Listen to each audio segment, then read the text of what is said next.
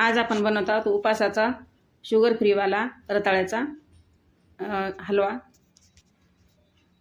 इथं आपण एक रताळू मस्त खिसून घेतलेला आहे। त्याच्यात आपण 2 चमचे तूप टाकत आहोत। काजू बदामचं क्रश चांगलं भाजून घ्यायचं। त्यानंतर जे रताळ्याचं किस आहे ती किस आपण त्याच्यात टाकून चांगलं भाजून घ्यायचं। त्यानंतर गरम केलेले 2 कप दूध टाकायचं आणि चांगलं 5 मिनिटं आपल्याला शिजून घ्यायचं। तर रताळ्याची खीर एकदम मस्त होती आणि शुगर फ्रीवाली आहे। याच्यात आपण गूळ वापरत आहोत, साखर अजिबात वापरत नाहीत।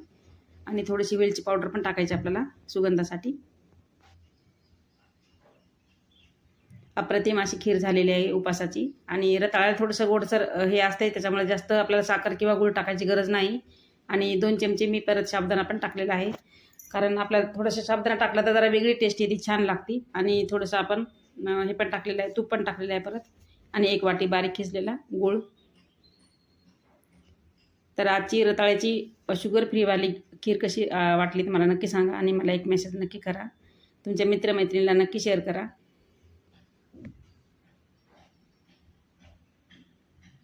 आणि गूळ टाकल्याच्या नंतर गॅस लवकर बंद करायचा, जास्त वेळ त्याला शिजवायचा नाही।